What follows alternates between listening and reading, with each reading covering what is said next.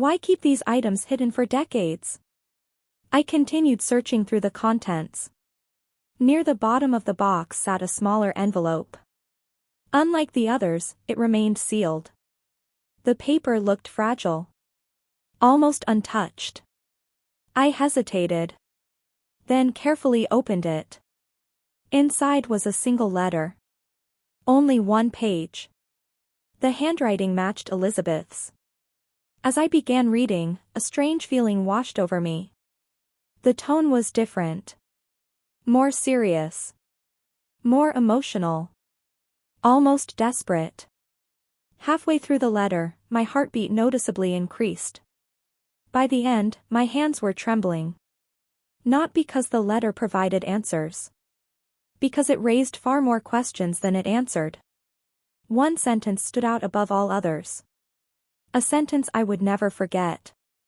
A sentence that would echo in my mind for days. It read, "If you don't come back before October, they'll make the decision without you." I stared at the words. Again. And again. And again. What decision? Come back from where? Who were they? Nothing in the letter explained it. No details. No context. Just a warning. A warning frozen in time. I leaned back in my chair. The kitchen suddenly felt very quiet. The sunlight seemed dimmer. The entire room felt different. Because I realized something unsettling. This wasn't simply an old romance. This wasn't simply a forgotten relationship. Something larger had happened. Something important. Something neither the photographs nor the letters fully explained. And somehow, for nearly 50 years, Tom had kept that story hidden. The man I loved. The man I married. The father of my children. The person I thought I knew better than anyone else. Suddenly seemed connected to a chapter of history that had never been shared. A chapter that had remained locked away inside a wooden box. I gathered the letters carefully. Placed them back inside. Then sat silently at the kitchen table. Thinking. Trying to understand. Trying to make sense of everything. The clock ticked softly in the background. Hours passed. Questions multiplied. And one question rose above all the others. A question I could no longer ignore. Who exactly was Elizabeth? And why had Tom spent 50 years pretending she never existed? For the rest of that day, I couldn't think about anything else. Not dinner. Not television. Not household chores. Nothing. My mind remained trapped inside that wooden box. Inside those letters. Inside that forgotten name. Elizabeth. The more I thought about her, the more impossible it became to ignore the questions. For nearly 50 years, Tom and I had shared everything. Or at least I believed we had. We shared dreams. Struggles. Successes. Losses. Children. Grandchildren. An entire lifetime. Yet somehow there had been an entire chapter of his life that I knew nothing about. A chapter important enough to lock away. Important enough to hide. Important enough to preserve for decades. That realization unsettled me more than I wanted to admit. Not because of jealousy. At my age, jealousy seemed almost foolish. The young woman in those photographs belonged to another time. Another life. Another era. What troubled me was something deeper. Trust. Not trust in the present. Trust in what I thought I knew about the past. That evening, Tom returned home just before sunset.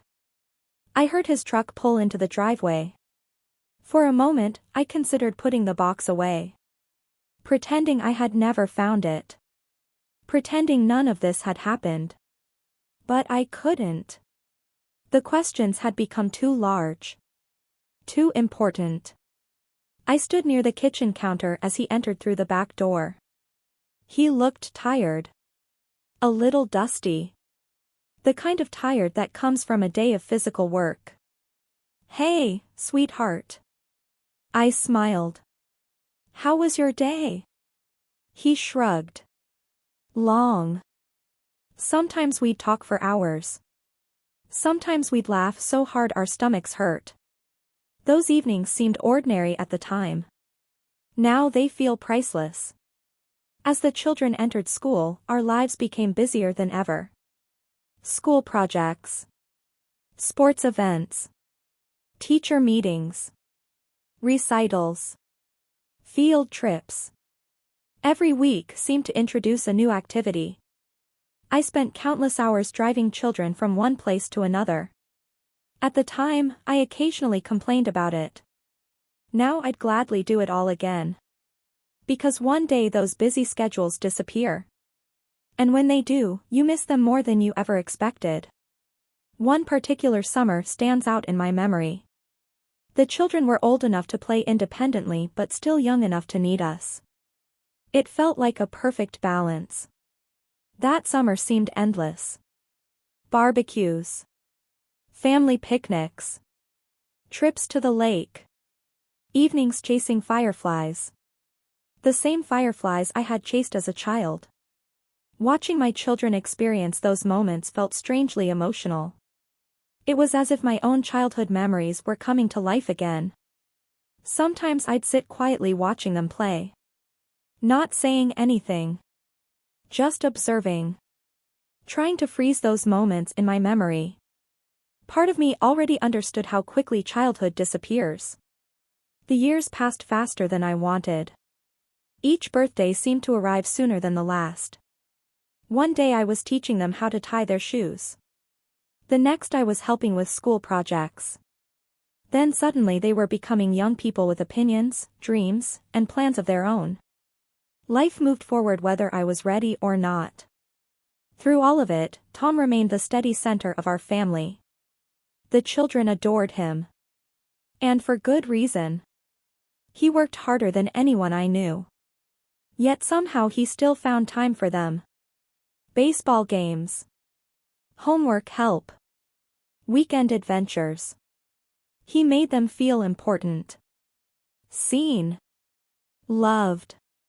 Some of my favorite memories involve watching him interact with the children. The patience. The kindness. The pride he felt watching them grow. It reminded me why I had fallen in love with him all those years earlier. Not because he was perfect. Because he cared. Deeply. As the years continued passing, our little house seemed to shrink.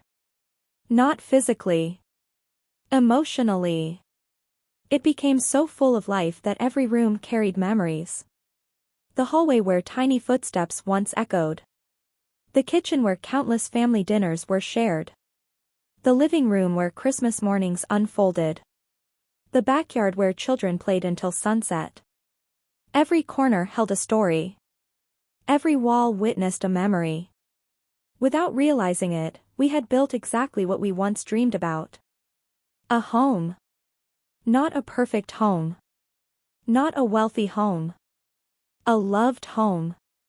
And for a long time, it felt as though life might continue this way forever. But life never stays the same. Children grow. Time moves forward. Seasons change. And before we knew it, our family was approaching another major chapter. A chapter filled with pride. Challenges. Goodbyes. And the bittersweet realization that childhood does not last forever. Because very soon, I would find myself watching my children become adults. And that realization would change our family in ways I wasn't prepared for. When you're raising children, people constantly tell you the same thing. Enjoy it while it lasts. They grow up so fast. One day you'll miss this. When my children were young, I smiled politely whenever I heard those phrases. I understood what people meant. At least I thought I did. But understanding something and experiencing it are two very different things. Because one day, without warning, I looked around and realized they were right. The years had passed too fast. Much too fast. It seemed like only yesterday I was carrying babies through the house. Only yesterday I was reading bedtime stories. Only yesterday I was tying shoelaces and wiping away tears after playground accidents. Then suddenly my children were teenagers. And everything changed. The first signs appeared gradually. Bedroom doors started closing. Conversations became shorter. Opinions became stronger. The little people who once asked me for answers now questioned everything I said. At times it was frustrating. At times it was amusing. Most of the time, it was simply part of growing up. I remember the first time one of my children corrected me. Corrected me. I nearly laughed. For years I had been the teacher. Now suddenly they had their own ideas. Their own beliefs. Their own understanding of the world. It was strange. But it was also wonderful. A car repair. A medical expense. A household emergency. The kind of surprises that arrive without warning. I remember one particularly difficult month. The refrigerator stopped working. Of all the times for it to happen, it happened when money was already tight. I stood in the kitchen staring at it in disbelief. Then I laughed. Not because it was funny. Because sometimes laughter is easier than panic. That evening, Tom and I sat together trying to figure out what to do.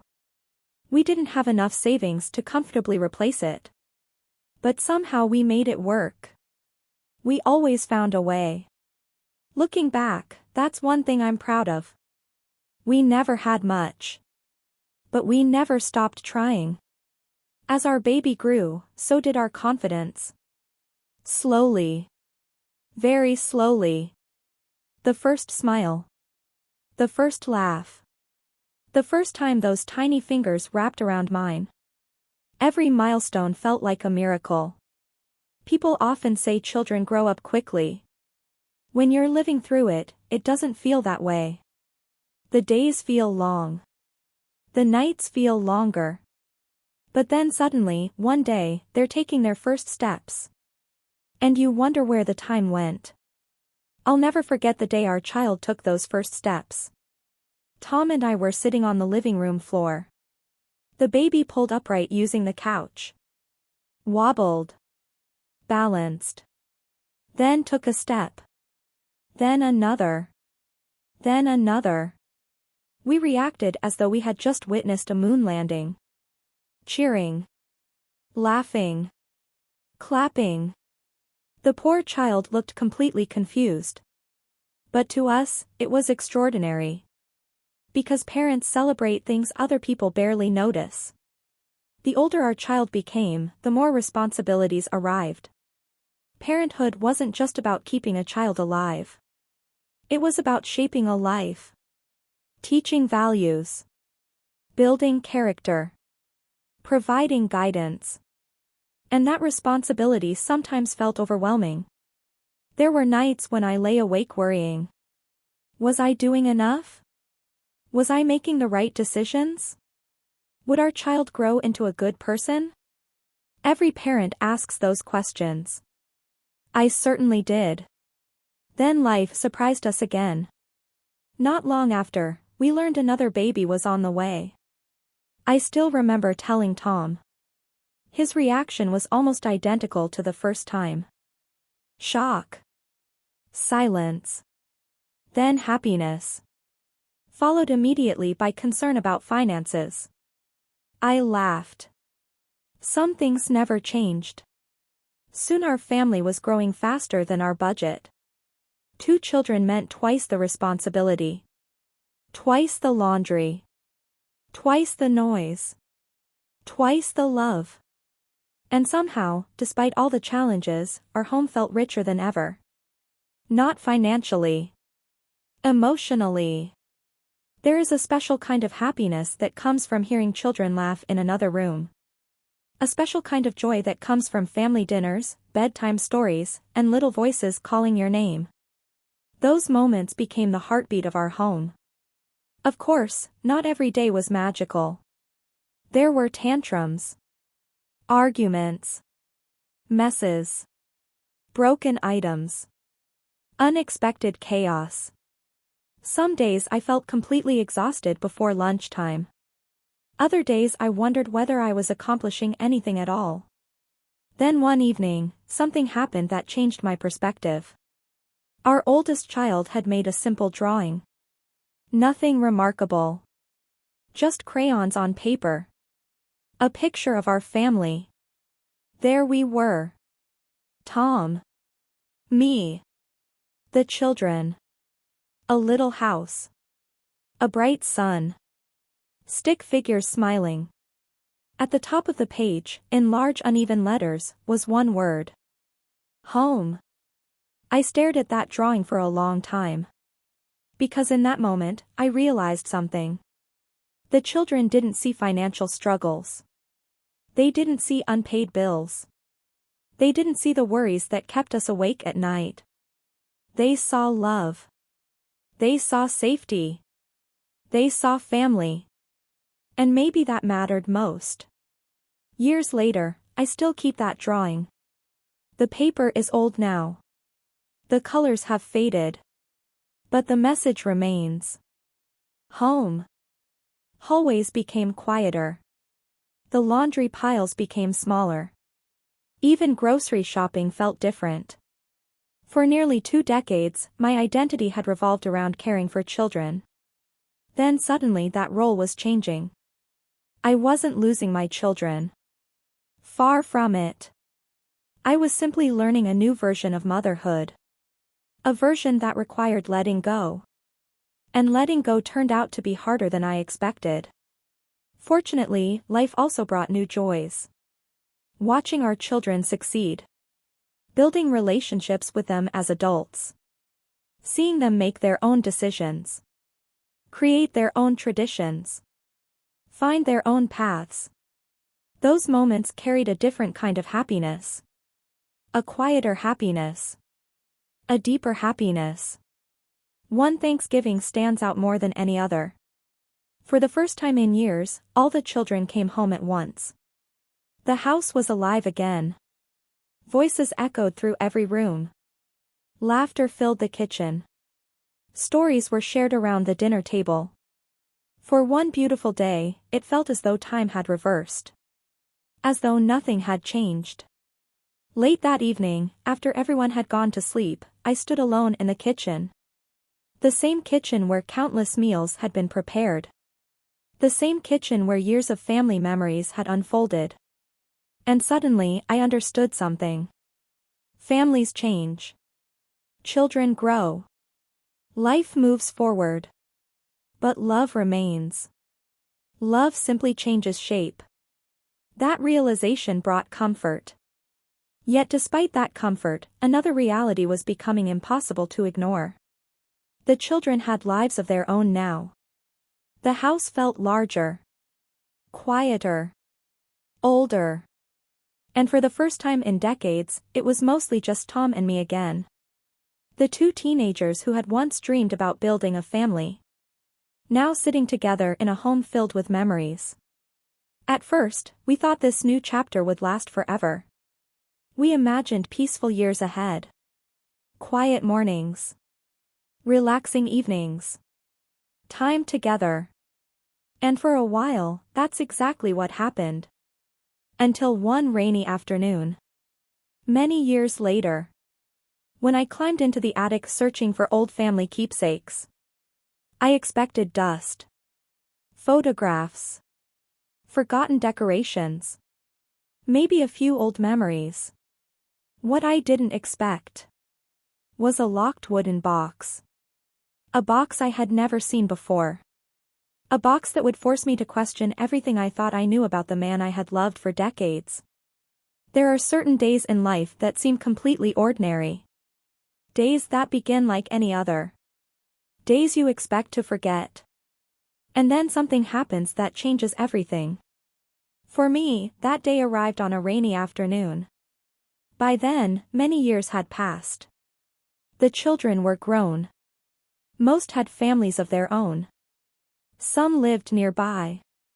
Others lived hours away. The house that had once echoed with laughter, arguments, footsteps, and endless activity had become surprisingly quiet. Not empty. Just quiet. The kind of quiet that takes time to get used to. At first, I hated it. Then I learned to appreciate it. But there were moments when the silence felt strange. Especially on rainy days. That particular afternoon, dark clouds covered the sky. Rain tapped softly against the windows. The kind of steady rain that seems to slow the entire world. Tom had gone out earlier to help a friend with a project. I was alone. After finishing a few household chores, I found myself wandering from room to room looking for something productive to do. That happens more often than people admit. Especially once the children are gone. You suddenly find yourself with free time you never expected to have. As I passed the hallway closet, I remembered something. The attic. For years, we had used the attic as storage. Old decorations. Family keepsakes. Boxes filled with memories. Things we couldn't bring ourselves to throw away. I hadn't properly cleaned it in ages. And on that rainy afternoon, it suddenly seemed like the perfect project. I grabbed a flashlight and pulled down the attic ladder. The old wooden steps creaked beneath my feet as I climbed upward. The moment I opened the attic door, the familiar smell hit me. Dust. Old wood. Time. It's difficult to explain, but old places have a scent of their own. A scent made from decades of memories. The attic was exactly as I remembered. Boxes stacked against walls. Old furniture covered with sheets. Christmas decorations tucked into corners. Forgotten belongings collected over decades. For a moment, I simply stood there looking around. It felt like entering a museum dedicated to our family's history. Every object seemed connected to a memory. The photograph showed a young Tom. Much younger. Probably around 18 or 19. His smile was unmistakable. The same smile I had known for decades. The same smile that had comforted me through difficult times. But he wasn't alone. Standing beside him was a young woman. Beautiful. Dark-haired. Smiling directly at the camera. My first reaction was surprisingly calm. Of course there were photographs from before we met. That wasn't unusual. Everyone has a past. Everyone has old friends. Old memories. Old relationships. I reminded myself of that immediately. Still, something felt strange. I turned the photograph over. Nothing. No date. No explanation. Just a photograph. I reached for another. Then another. And another. The same young woman appeared repeatedly. Different locations. Different days. Different clothes. Yet always the same woman. Always beside Tom. My pulse quickened slightly. Not panic. Not jealousy. Confusion. Simple confusion. Because in nearly 50 years of marriage, I had never seen her before. Not once. I placed the photographs aside and reached for the letters. The paper had yellowed with age. The edges were fragile. The handwriting was elegant. Careful. Personal. I unfolded the first letter. The date immediately caught my attention. It had been written several years before Tom and I met. I began reading. At first, the contents seemed harmless. Memories. Stories. Affectionate conversations. The kind of things young people write to one another. But as I continued reading, something became clear. This wasn't casual friendship. Far from it. These letters were deeply personal. Deeply emotional. Whoever had written them cared about Tom very much. And judging by his replies, which appeared in other envelopes, he cared about her too. I sat back in my chair, trying to process what I was seeing. Again, none of this should have shocked me. People have relationships before marriage. That's normal. Healthy even. Yet something about these letters felt different. Not because they existed. Because they had been hidden. Hidden carefully. Locked away. Protected. Preserved. For decades. I continued reading. Hours seemed to pass. Letter after letter revealed fragments of a story I had never heard. The young woman's name appeared repeatedly. Elizabeth. Elizabeth. Elizabeth. Every few pages, the same name. The same handwriting. The same emotional connection. Soon I found myself becoming less interested in the romance and more interested in the mystery. Why had Tom never mentioned her? Not once. Not in 50 years. Not during countless conversations about the past. Not while sharing stories of his youth. Not ever. That omission felt impossible. Then I found something that made my stomach tighten. A photograph. Different from the others. This one showed Tom and Elizabeth standing near a lake. They appeared happy. Very happy. But it wasn't the photograph itself that affected me. It was the writing on the back. Written in faded blue ink were 6 simple words. Forever begins with us. Elizabeth. I read the sentence 3 times. Then a 4th. Forever begins with us. Those weren't the words of casual friendship. Those were the words of someone planning a future. Someone in love. Someone who expected that love to last. My mind immediately filled with questions. What happened? Why did they separate? Why had he never mentioned her? Most importantly. And then he said the words that changed everything. Will you marry me? For a second, I couldn't breathe. Not because I was surprised. Part of me had sensed this moment was coming. But sensing something and living it are 2 very different things. I stared at him. The young man who had become my best friend. The person who made me laugh when I was sad. The person who listened when nobody else understood. The person I had grown to love. And suddenly, every dream I had ever imagined seemed to stand right in front of me. I felt tears filling my eyes. Happy tears. The kind that arrive before you even realize you're crying. Yes. The word escaped almost as a whisper. Tom smiled. Then I smiled. And before either of us knew it, we were both laughing. Not because anything was funny. Because we were overwhelmed. Because our lives had just changed. Because 2 young people standing beneath autumn trees had decided to build a future together. When I arrived home that evening, my mother knew immediately. Mothers always know. I walked through the front door. She looked up from the kitchen. One glance at my face. One glance. And she smiled. What happened? I tried to act calm. I failed miserably. Tom proposed. Her hand covered her mouth. For a moment, tears appeared in her eyes. Then she hugged me. The kind of hug only a mother can give. Warm. Safe. Full of love. My father's reaction was different. Not bad. Just different. When he heard the news, he became very quiet. For several moments, he simply sat there. Thinking. Finally, he nodded slowly. So, it's happening. I sat beside him. You aren't upset, are you? He smiled. No.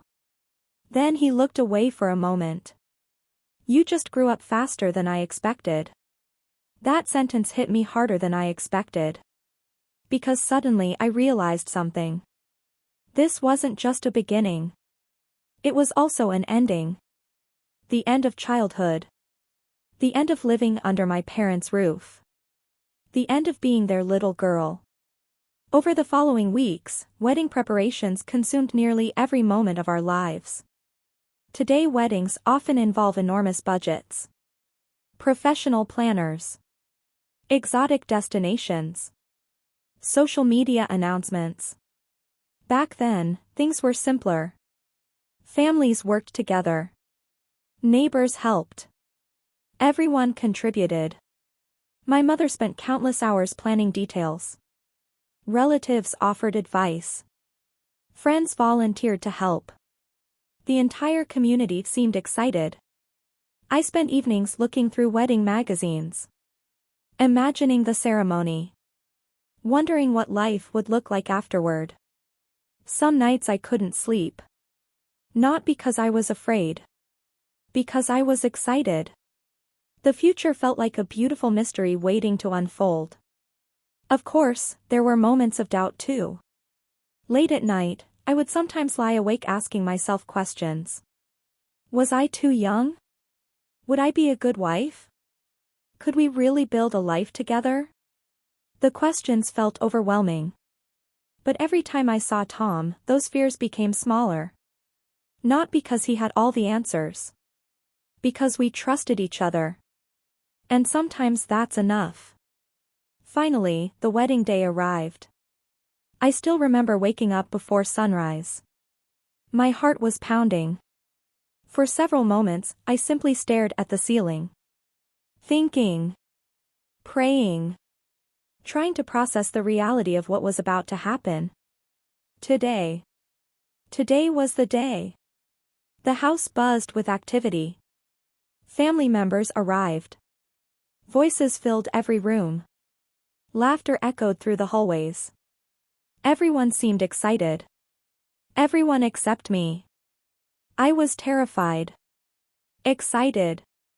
Happy. Emotional. And terrified. All at the same time. My mother helped me get ready.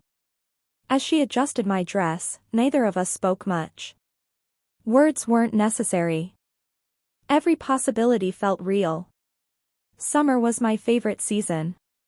School would end, and suddenly the whole world belonged to us. We rode our bicycles until sunset. We played hide-and-seek with neighborhood kids. We ran through sprinklers on hot afternoons. Sometimes we'd catch fireflies after dark and keep them in jars for a few minutes before letting them go. Looking back, those moments seem almost magical. There were no smartphones. No social media. No endless distractions. Just people. Just life. Just memories being made without anyone realizing how precious they would become. School was a big part of my childhood. I wasn't the smartest student in class, but I worked hard. My parents believed in education. They always reminded me that opportunities came to those willing to learn. I remember carrying books against my chest as I walked to school. I remember nervous test days. I remember teachers who encouraged me when I doubted myself. Most of all, I remember friendships. The kind of friendships that only happen when people grow up together. Everyone knew everyone in our town. If you got into trouble at school, your parents usually knew before you got home. At the time, it seemed unfair. Now it seems comforting. There was a sense of community that feels rare today. When someone was sick, neighbors brought meals. When someone lost a loved one, the entire town showed up. When someone succeeded, everyone celebrated. People looked out for one another. I didn't realize how special that was until years later. As I grew older, I started dreaming about my future. Like many young girls, I imagined what my life might become. Some days I wanted to be a teacher. Other days I wanted to travel the world. Sometimes I imagined living in a big city filled with lights and excitement. I would sit by my bedroom window and wonder what kind of life was waiting for me. The future felt like a giant unopened gift. I couldn't wait to discover what was inside. My mother often smiled when she caught me daydreaming. "What are you thinking about now?" she'd ask. "Everything," I would say. And I meant it. I thought about who I would become. Who I would meet. Where life would take me. I had no idea how quickly things could change. One of my favorite memories happened when I was around 12 years old. Our family took a picnic to a nearby lake. Nothing fancy. Just sandwiches, lemonade, and a blanket. But I remember watching my parents sitting together under a tree. Dad was telling some story. Mom was laughing. The sunlight was reflecting off the water. For a brief moment, everything felt perfect. At the time, I didn't understand why that memory stayed with me. Now I do. Because life isn't made up of grand events. Life is made up of ordinary moments. Moments that seem unimportant while they're happening. Moments that later become priceless. As my teenage years approached, I began noticing changes. Not just in myself, but in the world around me. Friends started talking about dating. Families faced new challenges. Some people moved away. Others stayed. Little by little, childhood began slipping through my fingers. I didn't realize it then. None of us do. One day you're climbing trees and chasing fireflies. The next day you're wondering what your future will look like. I still remember standing in front of a mirror one morning. For the first time, I didn't see a little girl looking back at me. I saw someone growing up. Someone stepping toward adulthood. It was exciting. And terrifying. I wanted freedom. But I also wanted the safety of childhood. I wanted adventure. But I was afraid of change. Looking back now, I understand that those feelings are part of growing up. Every generation experiences them. Every young person stands at the edge of the unknown. The difference is that none of us know what lies ahead. If someone had told me then what my future held. The joys. The heartbreaks. The victories. The sacrifices. The love. The secrets. I never would have believed them. Because at that moment, I was simply Mary. A small-town girl with big dreams. A girl who believed the world was full of possibilities. And although I didn't know it yet, very soon, I was about to meet the young man who would change the course of my entire life forever. There are certain moments in life that seem completely ordinary when they happen. You don't hear dramatic music. The sky doesn't suddenly glow. Nothing announces that your future is about to change. And yet years later, when you look back, you realize that everything began in that single moment. For me, that moment happened when I was 16 years old. His name was Thomas. But everyone called him Tom. The funny thing is, when I first saw him, I didn't think anything extraordinary would come from it. He was just another student walking through the hallway at school. At least that's what I told myself. I still remember that morning. The hallway was crowded. Lockers were slamming shut. Then he noticed my expression. Immediately. After all these years, we could still read each other. His smile faded slightly. "Everything okay?" For a second, I almost told him. Almost. The words reached the edge of my lips. Then stopped. Something held me back. Perhaps fear. Perhaps uncertainty. Perhaps the simple realization that once I asked the question, there would be no going back. Instead, I nodded. "I'm fine." He studied me for another moment. Then accepted the answer.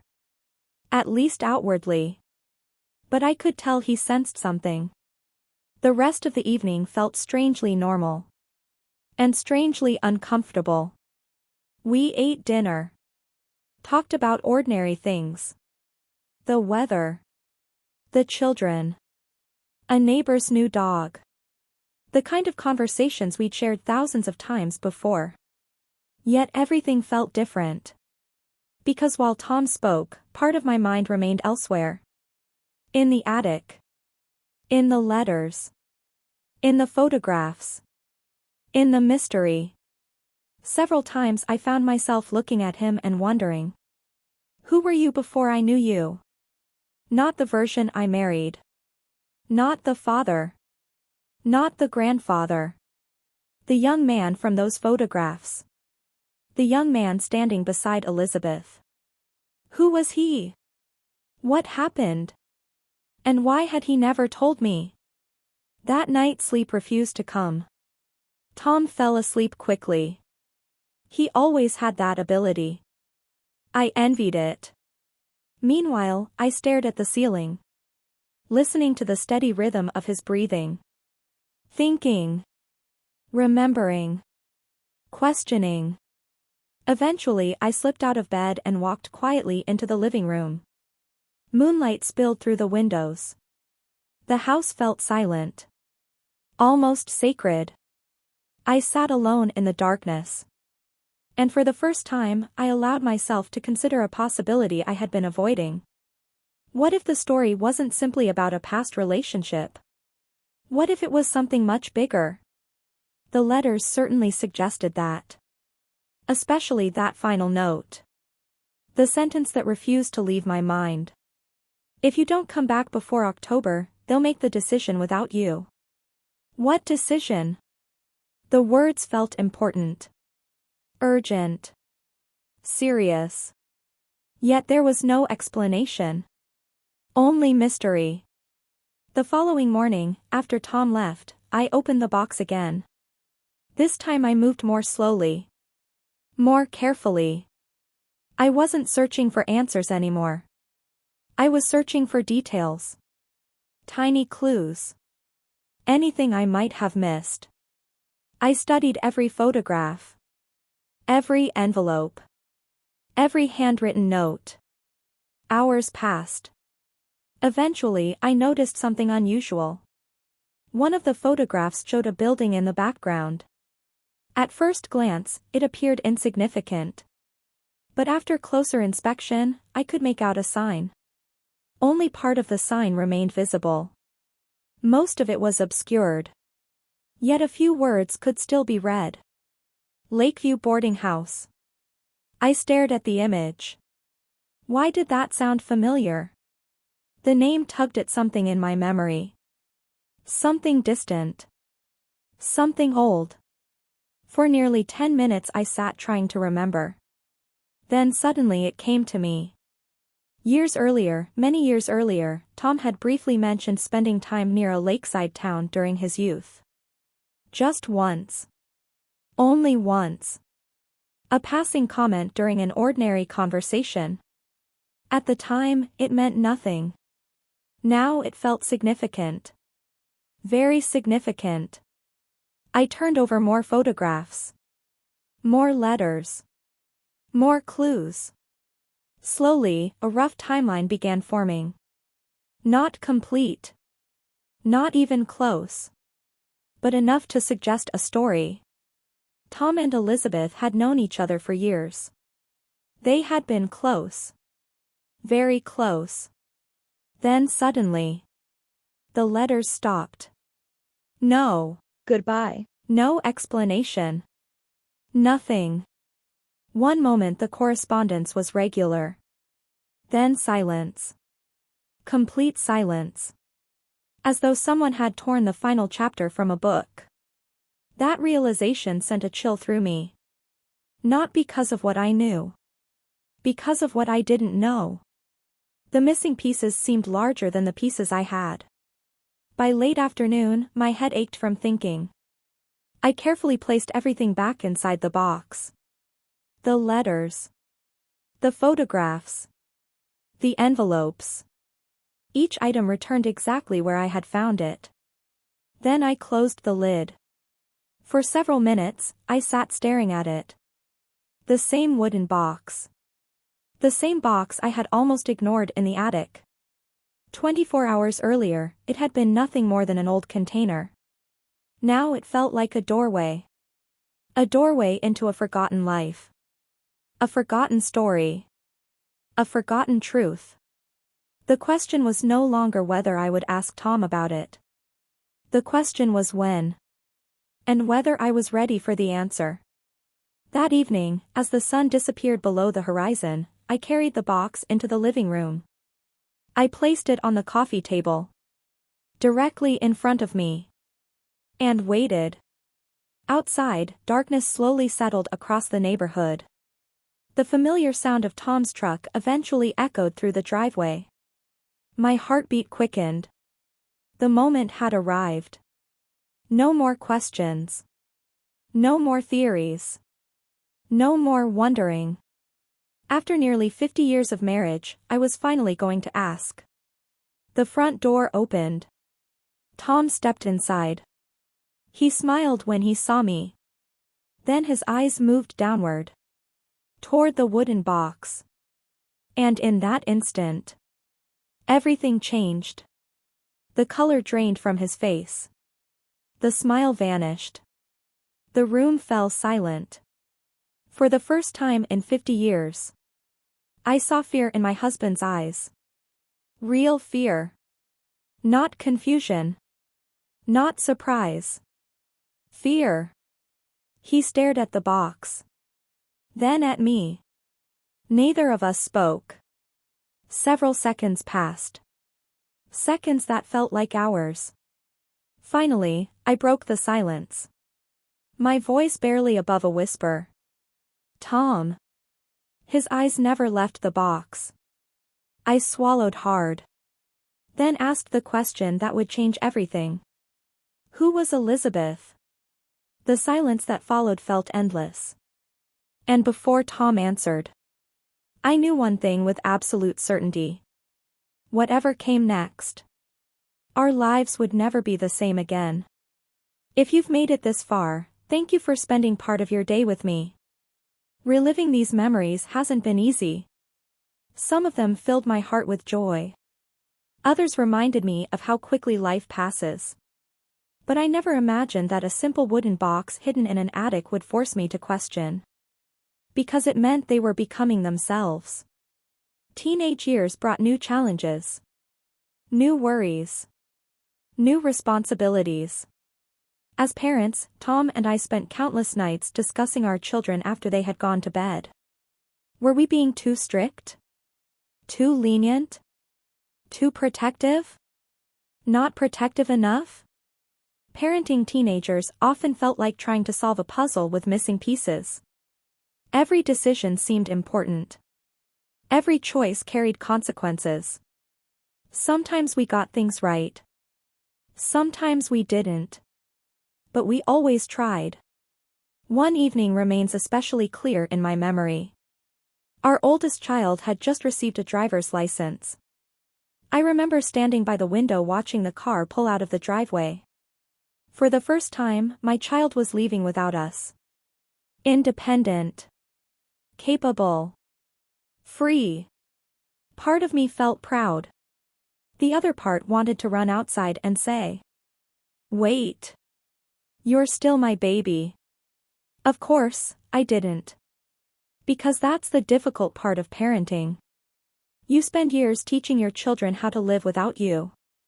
Then when they finally start doing it, your heart isn't ready. Tom handled these transitions better than I did. At least outwardly. One night I found him sitting quietly in the living room after everyone had gone to sleep. "What are you thinking about?" I asked. He smiled. "Remember when they were little?" I laughed. "Every day." For several moments, neither of us spoke. Then he shook his head. It happened so fast. I knew exactly what he meant. Somehow, the years that felt endless while we lived them now seemed incredibly short. High school arrived. Then came school dances. Sporting events. Academic achievements. Part-time jobs. First relationships. Every milestone felt significant. Each one marked another step away from childhood. I remember attending football games under bright Friday night lights. Watching performances. Cheering at graduations. Celebrating accomplishments. The pride I felt as a parent is difficult to describe. There is something uniquely emotional about watching your children succeed. Not because of trophies or awards. Because you remember every step that brought them there. The sleepless nights. The sacrifices. The years of effort. You see all of it reflected in those moments. Graduation day was especially emotional. I wasn't prepared for how emotional. As I sat among hundreds of families watching students cross the stage, I found myself thinking about tiny shoes. Bedtime stories. Christmas mornings. First steps. First words. How had all those moments led here? How had time moved so quickly? At one point tears filled my eyes. I tried hiding them. Poorly. Tom noticed immediately. He leaned over and whispered. "You okay?" I nodded. "No." He laughed softly. "Me neither." That graduation ceremony felt like both a celebration and a farewell. The end of one chapter. The beginning of another. After graduation came even bigger changes. College. Careers. New opportunities. New cities. New lives. The children who once filled our home with noise were beginning to build lives of their own. And while that was exactly what we wanted for them, it still hurt. The first child to leave home left a silence behind. A real silence. The kind you notice immediately. The bedroom remained. The belongings remained. The memories remained. But something was missing. Someone was missing. I remember walking past that empty room and feeling a strange ache in my chest. Not sadness exactly. Something more complicated. Pride mixed with loss. Happiness mixed with longing. Love mixed with change. That seems to describe parenthood perfectly. A mixture of emotions that rarely fit into simple categories. Over the following years, more children left. One by one. Each departure made sense. Each departure was necessary. Yet each one left a mark. Soon our busy household began growing quieter. Dinner tables had fewer chairs occupied. The radio worked when it felt like working. And the air conditioner barely existed. But none of that mattered. For hours, we drove through rolling fields and quiet roads. We talked about everything. Our childhood memories. Our dreams. The lives we hoped to build someday. At one point, Tom pulled the truck over near a large open field. The sun was beginning to set. The entire sky glowed orange and gold. For several minutes, neither of us spoke. We simply watched. Finally, he broke the silence. "Beautiful, isn't it?" "It is." Then he looked at me. "No." I turned toward him. "What?" He smiled. "Not the sunset." I felt my face immediately turn red. Even now, all these years later, I can still remember that moment. Some memories never fade. They become permanent parts of who we are. As our relationship grew, so did my feelings. Yet with those feelings came fear. Not because I doubted Tom. I trusted him completely. The fear came from the future. At 17, adulthood feels both exciting and terrifying. You're standing between two worlds. One foot still in childhood. The other stepping into something unknown. Sometimes late at night, I would lie awake staring at the ceiling. Thinking. Wondering. Would we really stay together? Would life pull us in different directions?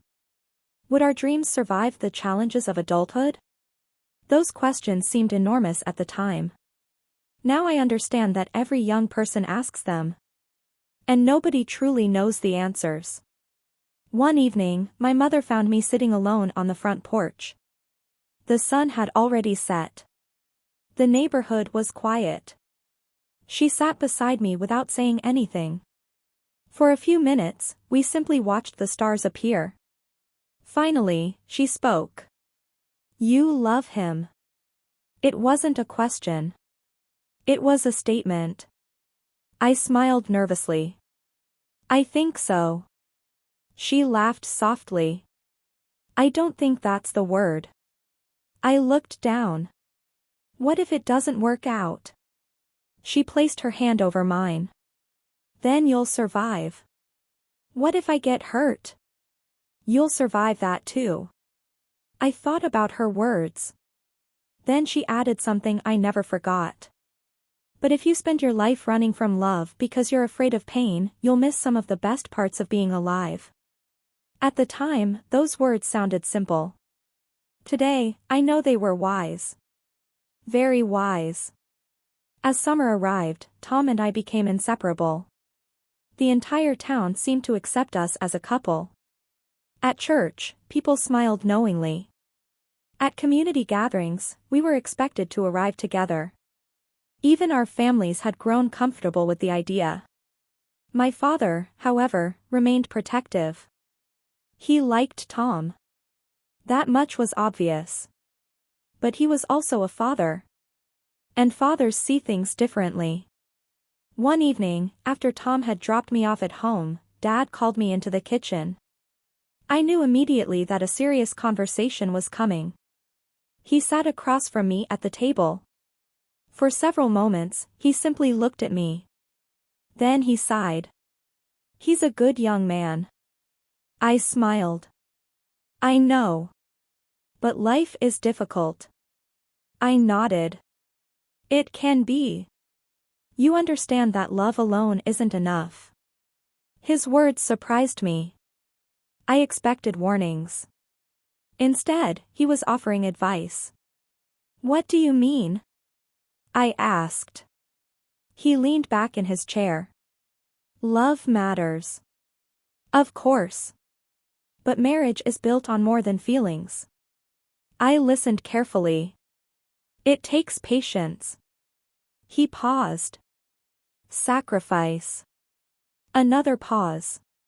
"Forgiveness." He looked directly at me. "And commitment." At 17, I didn't fully understand what he meant.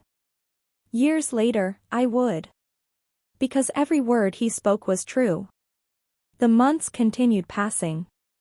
And with every passing day, Tom became more certain about us. More certain about our future. More certain about me. One crisp autumn evening, we attended a local fair together. The lights illuminated the night sky. When you're young, you think you have all the time in the world. You think the people you love will always be there. You think the stories of your life will stay safely tucked away in old photographs, forgotten letters, and fading memories. But sometimes, one small discovery can make you question everything. My name is Mary. And 50 years ago, I was just a 17-year-old girl with big dreams, a nervous smile, and a heart full of hope. I thought I was marrying the love of my life. I thought I knew the man standing beside me on that beautiful day. For decades, we built a home together. We raised children.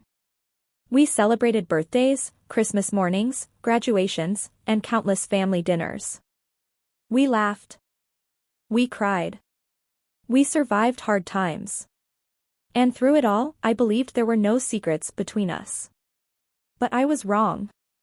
Because many years later, after the children were grown, after the house became quiet, and after I climbed into the attic looking for nothing more than old memories, I found something that changed everything.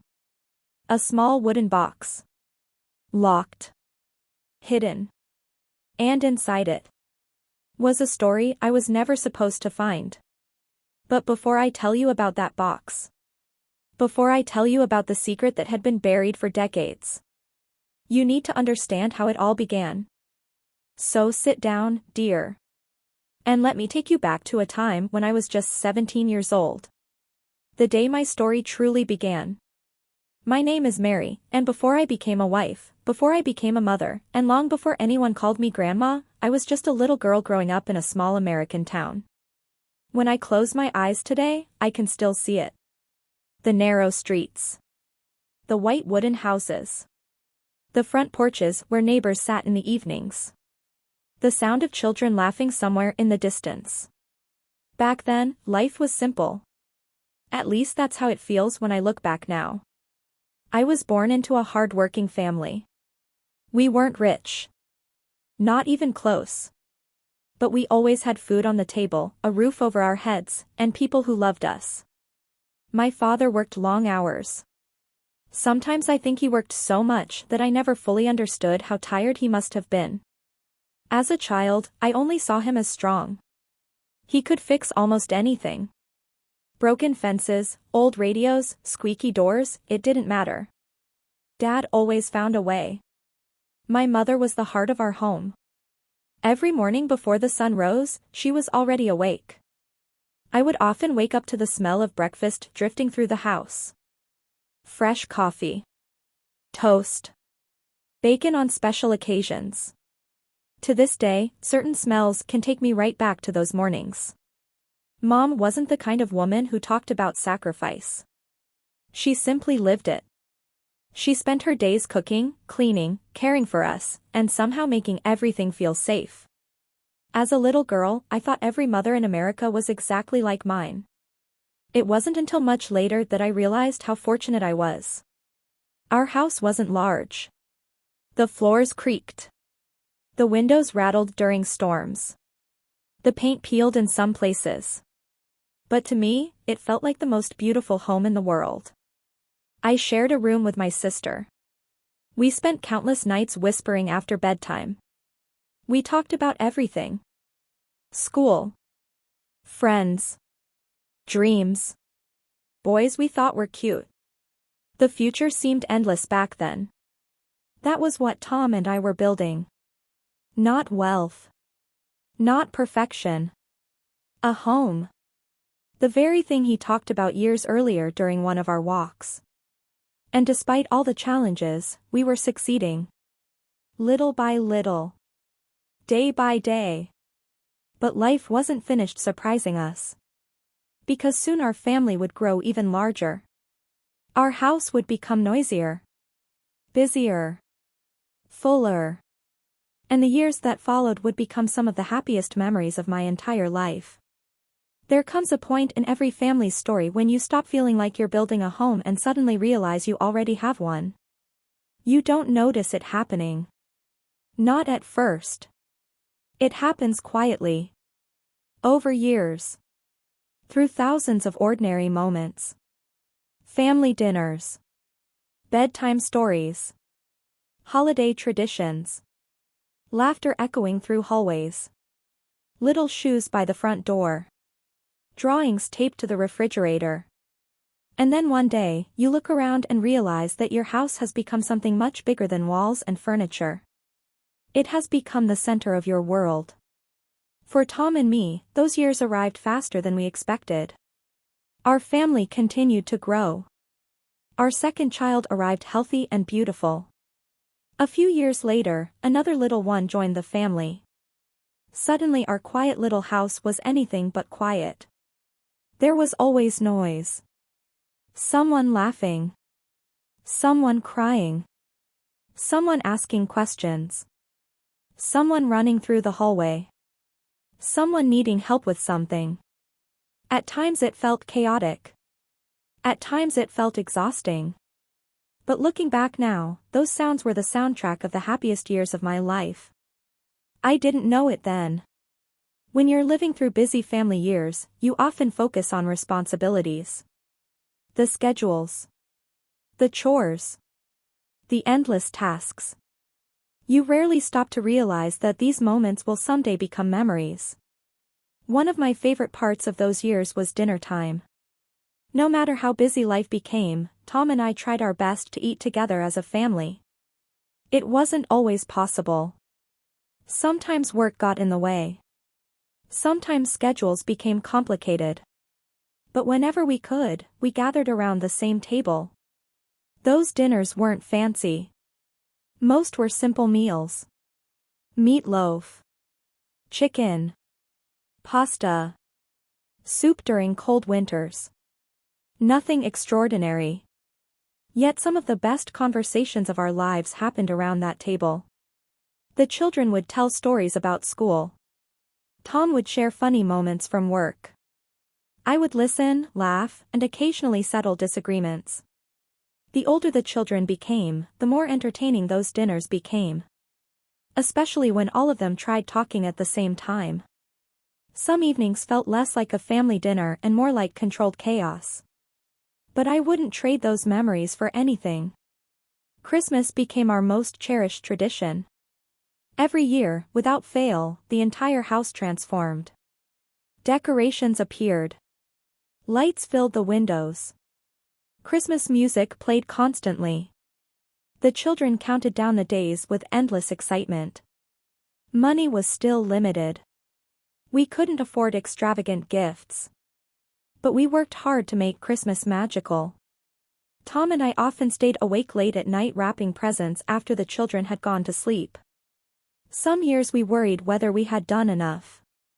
Yet every Christmas morning proved the same thing. Children don't remember price tags. They remember feelings. Excitement. Wonder. Family. Love. I still remember one Christmas when finances were especially difficult. We had very little extra money. Tom and I spent weeks worrying about it. We wanted the children to have a wonderful holiday. But there was only so much we could do. That Christmas morning, our children ran into the living room with the same excitement they showed every year. They laughed, smiled, played together.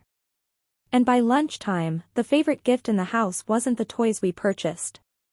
It was a large cardboard box one of them had come in. For hours they transformed that box into a spaceship. Then a castle. Then a fort.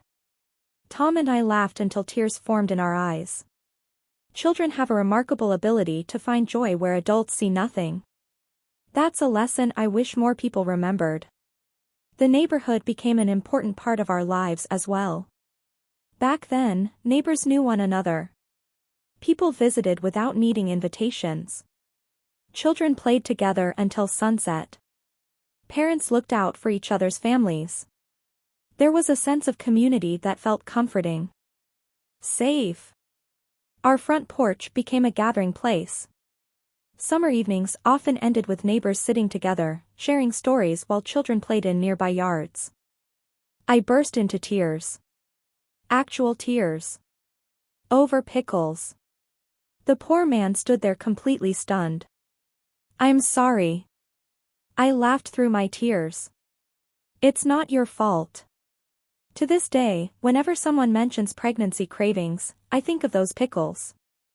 As my stomach grew, so did my excitement. Every milestone felt magical. The first doctor's appointments. The first heartbeat. The first tiny movements. I remember the first time I felt the baby kick. I was sitting quietly on the couch reading. Suddenly, there it was. A tiny movement. Small. Gentle. But unmistakable. I placed my hand on my stomach and froze. For a moment, the entire world disappeared. Nothing existed except that feeling. That tiny reminder that another human being was growing inside me. When Tom came home that evening, I practically dragged him across the room.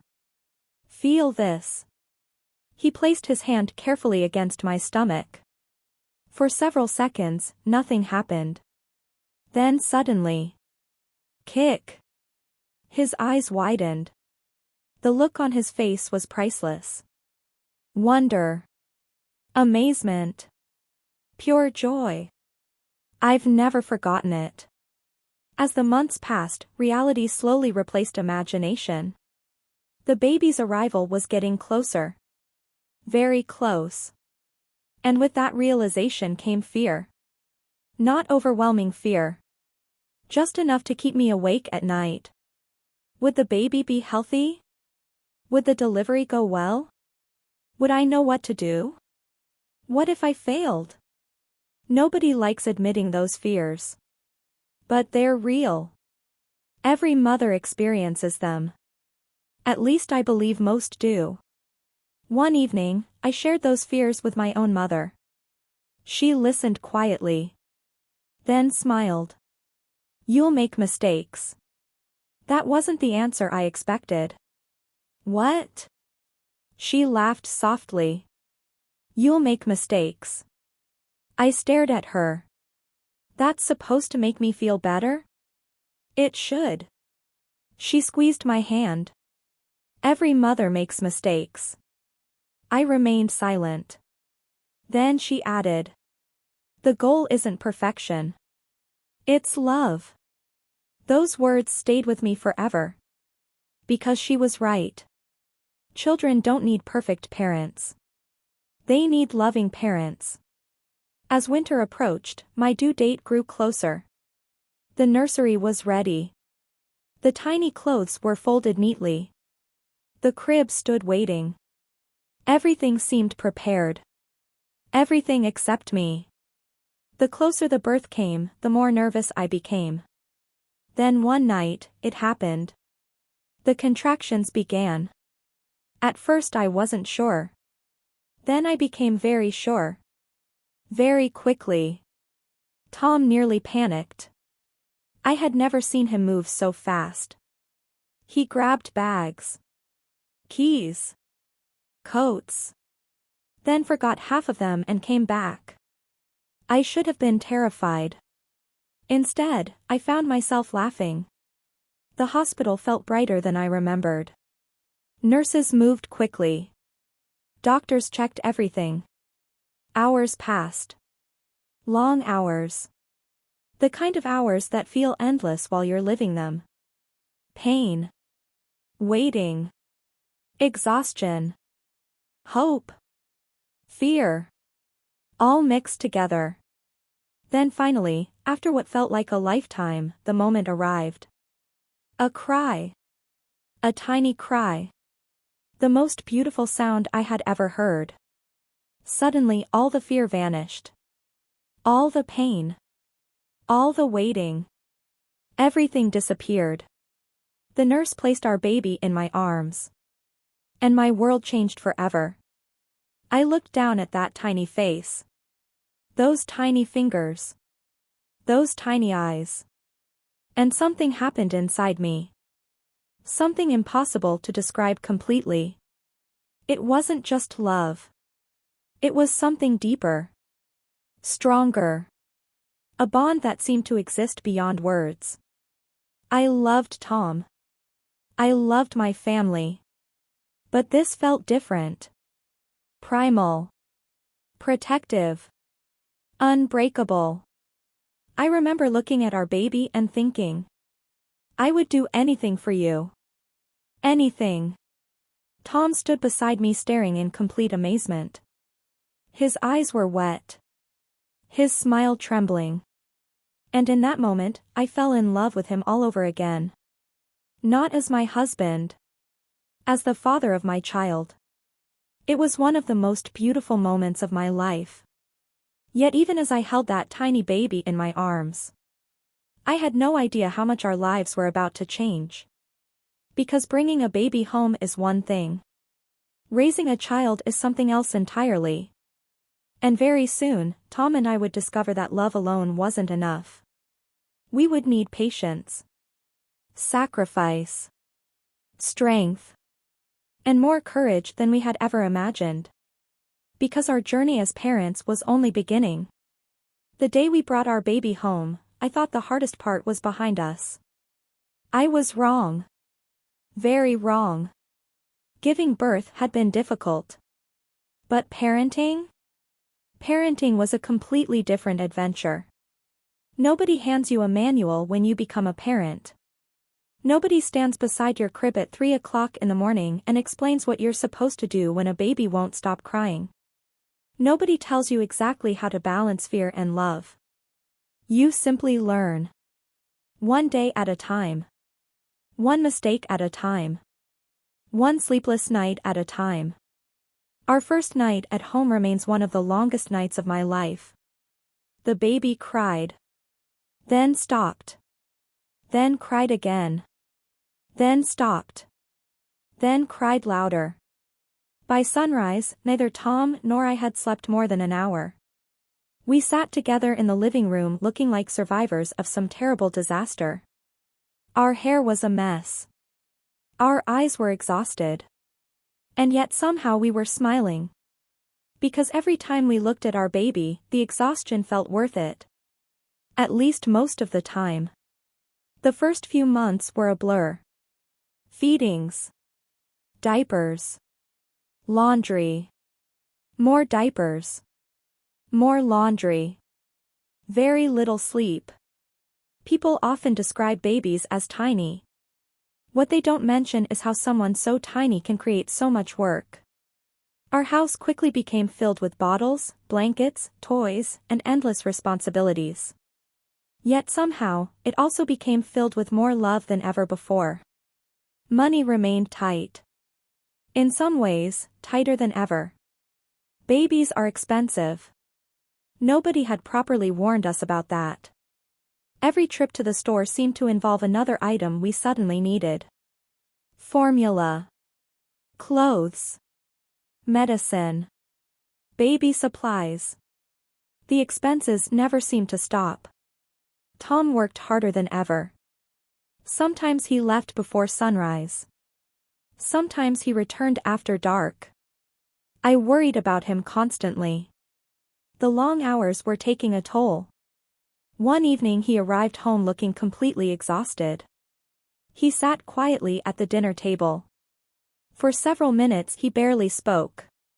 Finally, I reached across the table. "You okay?" He nodded. Then sighed. "I'm trying." That simple sentence broke my heart. I'm trying. Not complaining. Not giving up. Just trying. Trying to provide. Trying to support us. Trying to build a future. I squeezed his hand. And in that moment, I realized how much pressure he carried every single day. The thing about financial struggles is that they affect everything. Every decision. Every plan. Every purchase. I became an expert at stretching a dollar. If there was a sale, I knew about it. If there was a coupon, I used it. If there was a way to make a meal last an extra day, I found it. Many evenings I sat at the kitchen table balancing our budget. Carefully calculating every expense. Every penny mattered. Some months were easier. Others were frightening. There were moments when unexpected bills appeared and completely disrupted our plans. I picked up an old toy truck. One of the children's favorites. I smiled immediately. Then I found a box of school papers. Report cards. Drawings. Art projects. Tiny pieces of childhood preserved through time. Hours seemed to pass as I sorted through everything. Sometimes I laughed. Sometimes I cried. The older I get, the more powerful memories become. A simple object can transport you 50 years into the past. A photograph. A letter. A toy. Suddenly you're not standing in an attic anymore. You're reliving an entire chapter of your life. Outside, the rain continued falling. The sound echoed softly against the roof above me. The attic felt peaceful. Comforting. Until I noticed something unusual. At first, it barely registered. A shape. Partially hidden behind an old dresser near the far corner. I narrowed my eyes. Had that always been there? I couldn't remember. Curious, I moved closer. The space behind the dresser was narrow. Dust covered everything. It looked as though nobody had touched that area in years. Maybe decades. I carefully shifted the dresser enough to see behind it. And that's when I found it. A wooden box. Small. Dark. Worn with age. My first thought was simple. Another storage box. Nothing unusual. But the moment I picked it up, I realized something was different. The box felt heavier than expected. And unlike the other containers scattered throughout the attic, this one had no labels. No markings. Nothing identifying its contents. I sat down on an old chair nearby and examined it more closely. The craftsmanship immediately caught my attention. It wasn't fancy. But it was carefully made. The wood had darkened with age. Small scratches covered the surface. The edges looked worn from years of handling. Yet despite its age, it remained sturdy. Then I noticed something else. A lock. A small metal lock secured the front. My curiosity instantly grew. Locked? That seemed unusual. Tom and I had shared nearly everything throughout our marriage. There were no locked containers in our house. At least none that I knew about. I turned the box over. No key. No label. No explanation. Just a locked wooden box hidden behind furniture in the attic. A strange feeling settled over me. Not fear. Not yet. Something closer to confusion. I tried remembering whether I had ever seen it before. Nothing came to mind. And that bothered me. Because after all these years, I thought I knew every corner of our home. Every closet. Every drawer. Every storage area. Yet somehow this box felt completely unfamiliar. I placed it beside me and continued cleaning. At least I tried. But my attention kept returning to it. Again and again. The longer I looked at it, the more questions appeared. Where had it come from? Why was it hidden? Why was it locked? Most importantly, why had I never seen it before? Eventually, I stopped pretending to focus on anything else. The box had completely captured my attention. I picked it up once more. The lock wasn't particularly large. Just enough to keep someone out. Or perhaps just enough to keep something hidden. I laughed at myself. My imagination was getting carried away. After all, families accumulate strange items over the years. Maybe it contained old documents. Maybe photographs. Maybe keepsakes Tom had forgotten about. There were countless innocent explanations. Yet something still felt odd. The box didn't seem forgotten. It seemed hidden. That distinction may sound small. But in that moment, it felt important. Outside, thunder rumbled in the distance. Rain continued tapping against the roof. The attic suddenly felt different. Not dangerous. Just mysterious. I carried the box downstairs and placed it on the kitchen table. The same kitchen table where our children had once done homework. That answer told me everything. I laughed until tears rolled down my face. Eventually, he started laughing too. Then we ordered inexpensive takeout because neither of us could eat what I had made. Moments like that happened often. Every mistake became a lesson.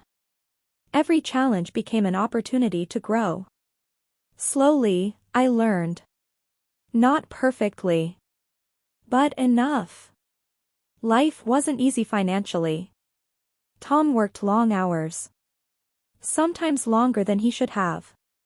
His paycheck covered the basics. Rent. Utilities. Groceries. But there wasn't much left afterward. Every dollar mattered. Every purchase required thought. I quickly became familiar with budgeting. Something I had never worried about before marriage. I learned how to compare prices. How to stretch ingredients. How to make meals last longer. How to save money wherever possible. Some weeks felt harder than others. I remember standing in a grocery store holding two different products and calculating which one cost a few cents less. At 17, I never imagined adulthood would involve so much math. Yet somehow we managed. Not because we had plenty. Because we learned to appreciate enough. One evening, Tom came home exhausted after a particularly difficult day. His shoulders slumped. His face looked tired. I could tell immediately that something was wrong. After dinner, he finally spoke. "I wish I could give you more." I looked at him. "What do you mean?" "This house." He gestured around the room. "The bills. The budget. I wish things were easier." My heart broke a little hearing him say that. Because I knew how hard he worked. I knew how much pressure he felt. I reached across the table and took his hand. "Tom." He looked at me. "I'm not here because of a house." He remained silent. "I'm here because of you." For a moment, neither of us spoke. Then I saw relief in his eyes. Years later, I would understand how many men carry invisible burdens. The responsibility. The pressure. The fear of not providing enough. Back then, I only knew one thing. I loved him. And I would rather struggle beside him than live comfortably without him. As the seasons changed, we began creating routines. Simple routines. Morning coffee together. Evening dinners. Weekend errands. Small traditions that slowly transformed a house into a home. One Saturday afternoon, we spent hours rearranging furniture. The room wasn't large enough to make much difference. Yet somehow we treated it like an important project. By sunset, we sat on the couch admiring our work. Nothing had really changed. Yet we felt accomplished. Looking back, I think we were really building something much larger than furniture arrangements. We were building a life. Piece by piece. Day by day. Sometimes our friends invited us to social gatherings. Many of them were newly married too. Everyone seemed to be learning adulthood together. Nobody knew exactly what they were doing. But we pretended we did. The older I get, the more I realize that's true for most adults. We're all learning as we go. Some are simply better at hiding it. Not every day was happy. Marriage brought disagreements too. Nothing major. Mostly small things. Household responsibilities. Schedules. Stress.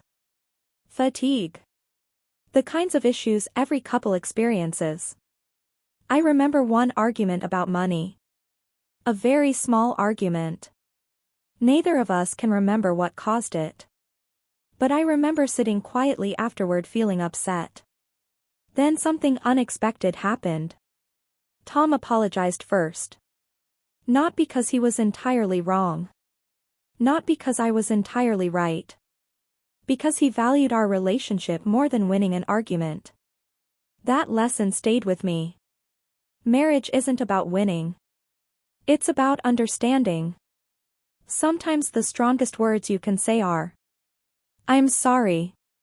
As our first year together continued, I noticed something changing inside me.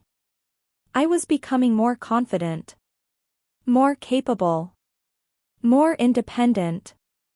The frightened 17-year-old bride who had walked down the aisle was slowly disappearing. In her place stood a young woman learning how to navigate life. The same table where family dinners had been shared for decades. Now, sitting in the center of that familiar room, the wooden box somehow looked out of place. Almost like it had arrived from another life. I made coffee and sat staring at it. Minutes passed. Then more minutes. The questions wouldn't leave my mind. When Tom finally returned home later that afternoon, I almost mentioned it immediately. Almost. But something stopped me. Not suspicion. Not secrecy. Just curiosity. I wanted to understand what it was before asking questions. Perhaps there was a simple explanation.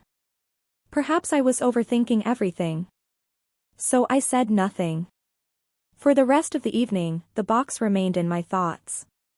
Even while we ate dinner. Even while we watched television. Even while we prepared for bed. The longer I thought about it, the stranger it seemed. Because there was one fact I couldn't ignore. After decades of marriage. After raising children together. After building an entire life side by side. I had discovered something in our home that felt completely unknown to me. And that realization unsettled me more than I cared to admit. That night, as rain continued falling outside our bedroom window, I found myself staring at the ceiling. Unable to sleep. Thinking about the box. Thinking about the lock. Thinking about the possibility that something important had been hidden away all these years. I had no idea then that the answers waiting inside that box would challenge everything I believed I knew. Because the following day, I would finally open it. And what I found inside would begin unraveling a story that had remained buried for decades. The next morning, I woke up with the wooden box still on my mind. Some people might have forgotten about it overnight. I couldn't. The questions had followed me into my dreams. Even before I got out of bed, I was thinking about it. The box. The lock. The attic. The feeling that somehow, after all these years, I had stumbled upon something important. Outside, the rain had stopped. Sunlight filtered through the curtains. Everything looked normal. Everything felt normal. But deep inside, I sensed that something was about to change. Tom had already left early that morning. A friend needed help repairing a fence. At least that's what he told me. I watched his truck disappear down the road. Then I closed the front door and turned toward the kitchen. The box was waiting exactly where I had left it. Silent. Unchanged. Mysterious. I made coffee. Sat down. And stared at it. For several minutes, I did absolutely nothing. I simply looked. The older you get, the more you realize that curiosity can be a powerful thing. Sometimes more powerful than fear. Eventually, I reached for the box. The lock remained secured. I examined it carefully. Years of use had left scratches and discoloration across the metal. It looked old. Very old. Then I noticed something unexpected. One of the tiny screws holding the lock in place had loosened with age. Not completely. But enough. My heart began beating a little faster. I grabbed a small screwdriver from a kitchen drawer. What started as simple curiosity was quickly becoming something else. A need for answers. Carefully, I worked on the loosened screw. It took longer than expected. My hands weren't as steady as they used to be. Age has a way of reminding you who's in charge. Finally, after several minutes of effort, the weakened hardware gave way. The lock loosened. Then slipped free. I froze. The box was open. Or at least it could be. For a moment, I simply sat there. Staring. A strange feeling settled over me. One final opportunity to leave it alone. One final chance to walk away. Instead, I lifted the lid. Slowly. Very slowly. The hinges creaked softly. Then the contents came into view. At first, nothing seemed unusual. Several bundles of letters tied together with faded ribbon. A handful of photographs. A few documents. Ordinary items. At least they appeared ordinary. I exhaled. Part of me had expected something dramatic. Something shocking. Instead, it looked like a collection of old memories. I almost laughed at myself. Maybe I had imagined the entire mystery. Maybe the box was simply a forgotten keepsake. Then I picked up the first photograph. And everything changed. Music echoed across the fairgrounds. Families wandered between food stands and attractions. Everything felt warm and alive. Tom won a small stuffed bear at one of the game booths. He handed it to me proudly. "It's not much." I laughed. "It's perfect." For a moment, he seemed unusually serious. Then he looked directly into my eyes. "Mary." "Yes?" "I can't imagine my future without you." My heart raced. The world around us seemed to disappear. The music. The crowds. The lights. Everything faded into the background. All I could see was him. All I could hear was his voice. And in that moment, I realized something important. This wasn't simply teenage romance anymore. This wasn't a passing crush. This wasn't a temporary chapter.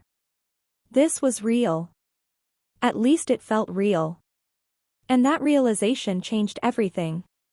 Because once you begin imagining a future with someone, your heart becomes invested in a way it never was before. The stakes become higher. The dreams become bigger. The risks become greater. And so does the hope. As the year drew closer to its end, neither of us knew exactly what would happen next. But we both sensed that something important was approaching. Something life-changing. A decision. A moment. A new beginning. Neither of us said it out loud. Not yet. But deep inside, we both understood. The next chapter of our story was about to begin. And very soon. The young man who had stolen my heart would ask me a question that would change the rest of my life forever. When I look back now, it almost seems impossible. 17. Just 17 years old. That's how old I was when my life changed forever.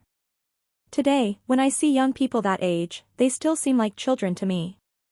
They are figuring out who they are. Trying to understand the world. Dreaming about the future. And yet, at 17, I was standing on the edge of adulthood, about to make one of the biggest decisions of my life.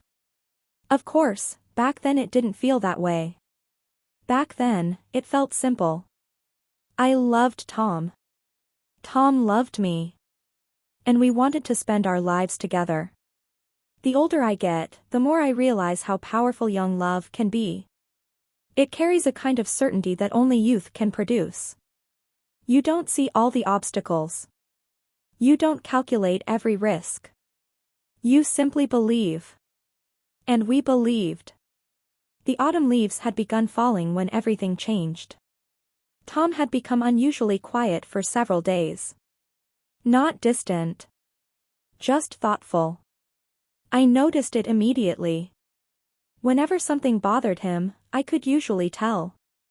One Friday evening, he asked if I'd like to take a walk. That wasn't unusual. We often walked together. But something about his voice felt different. More serious. More nervous. The sun was beginning to set as we made our way through one of our favorite paths near the edge of town. The air was cool. The trees were glowing with shades of orange and gold. For several minutes, neither of us spoke. Finally, Tom stopped walking. I turned toward him. His hands were in his pockets. His expression was serious.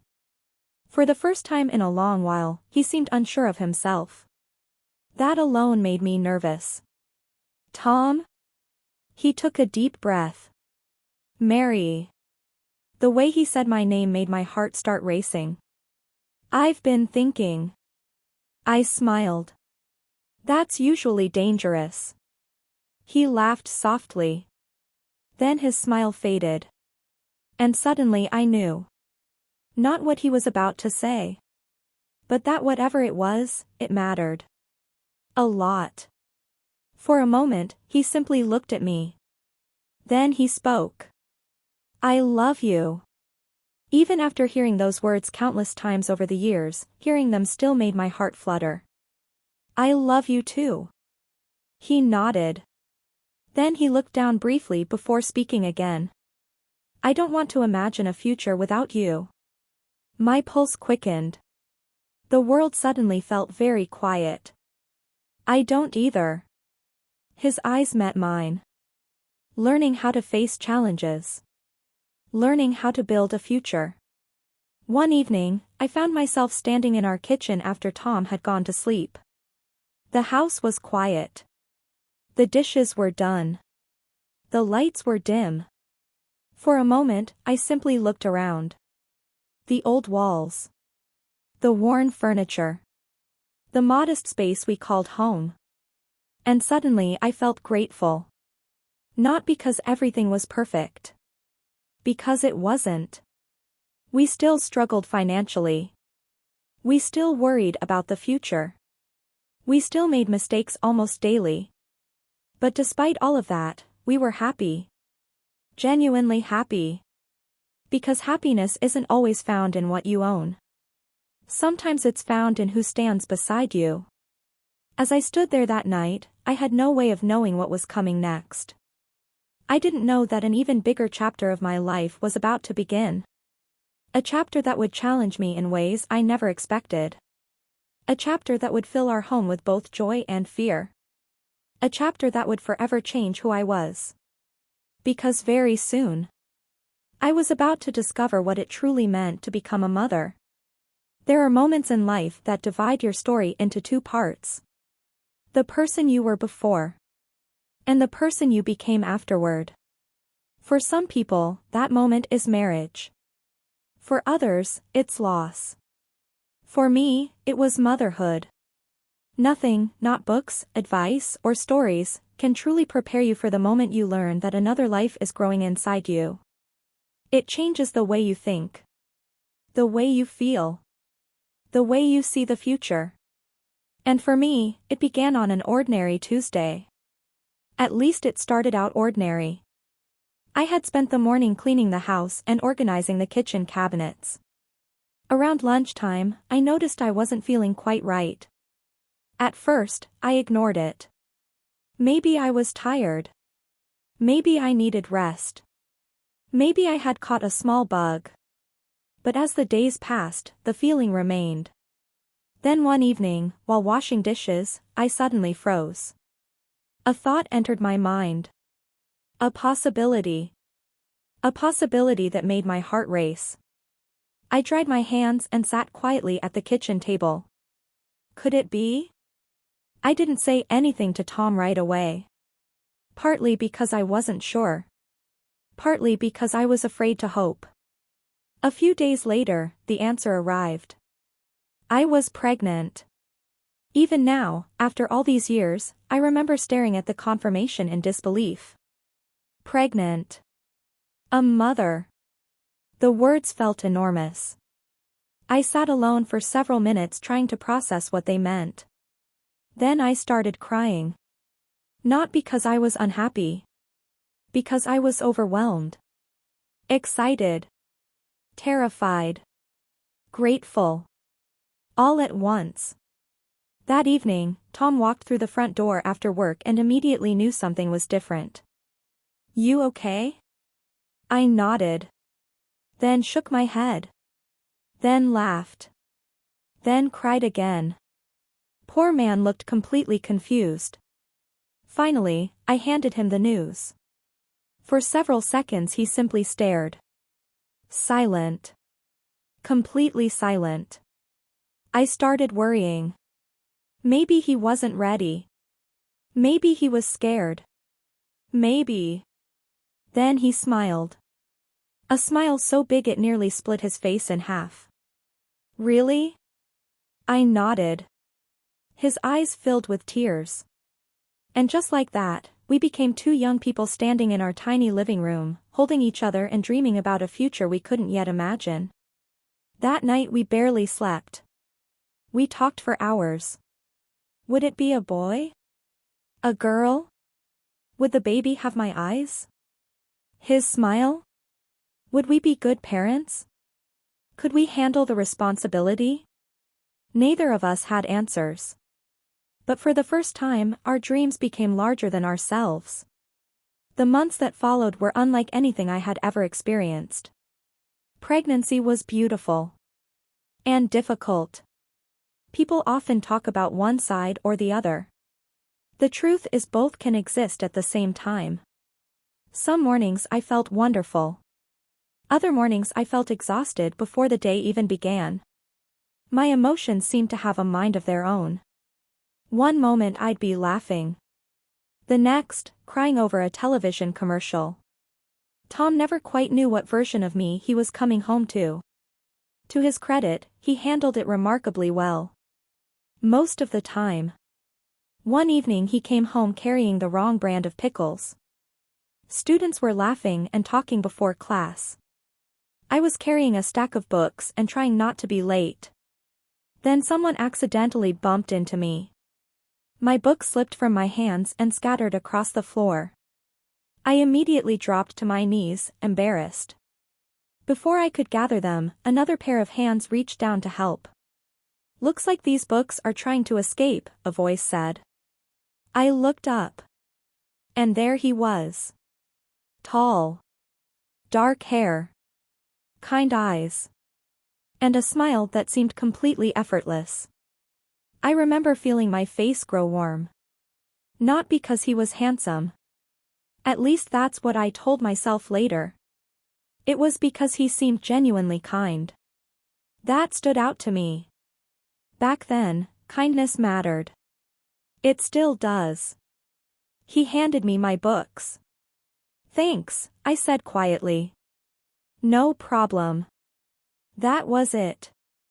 A conversation that lasted less than 30 seconds. Nothing remarkable. Nothing dramatic. Yet somehow I remembered it. Days turned into weeks. Weeks turned into months. And I started noticing him more often. Sometimes in the cafeteria. Sometimes at football games. Sometimes in class. Our town wasn't very large, so it wasn't unusual to keep seeing the same people. Still, whenever I noticed Tom, I found myself paying attention. Not because I intended to. It just happened. One afternoon after school, I was waiting for my father to pick me up. The parking lot was nearly empty. Most students had already gone home. I sat on a bench reading a book when someone sat beside me. It was Tom. "What are you reading?" he asked. I showed him the cover. He looked at it thoughtfully. "I tried reading that once." "Oh." "I made it through 3 chapters." I laughed. "Only 3?" It was a difficult 3 chapters. That simple conversation lasted nearly half an hour. We talked about school. Teachers. Movies. Our families. Music. The weather. Nothing important. And somehow everything important. For the first time, I realized how easy it was to talk to him. Some people make conversations feel like work. With Tom, it felt natural. Like talking to an old friend. From that day forward, our friendship began to grow. At first, it was casual. We would talk between classes. Wave at each other in the hallways. Share small conversations whenever we crossed paths. Then those conversations became longer.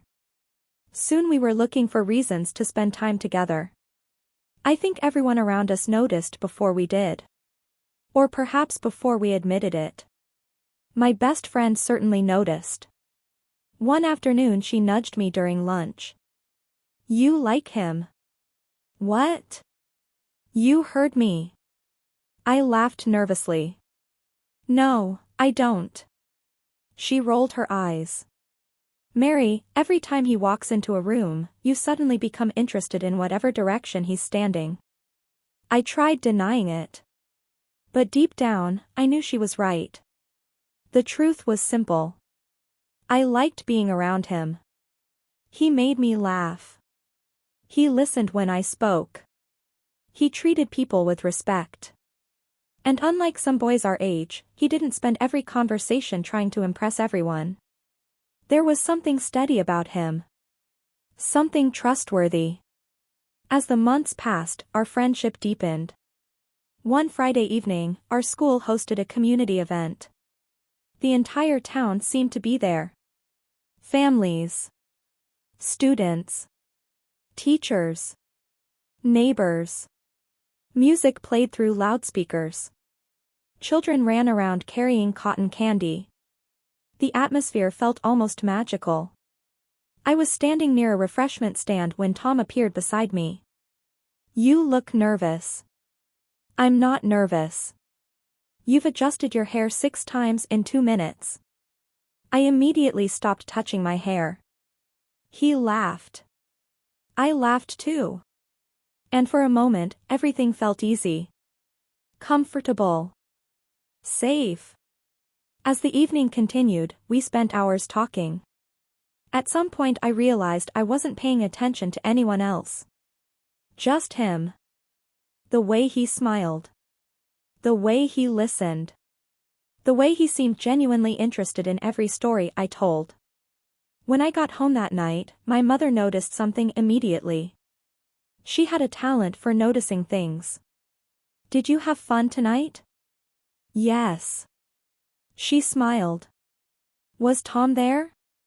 I nearly dropped the glass I was holding. "How do you know?" She laughed. Mothers know everything. I didn't believe that then. After raising children of my own, I realized she wasn't entirely wrong. By the time I turned 17, Tom had become an important part of my life. We weren't officially dating yet. Not at first. But everyone could see where things were heading. Including us. One autumn afternoon, he asked if I wanted to go for a walk after school. The leaves were changing colors. The air was cool. The sidewalks were covered with gold and red leaves. We walked for nearly an hour. Talking about our dreams.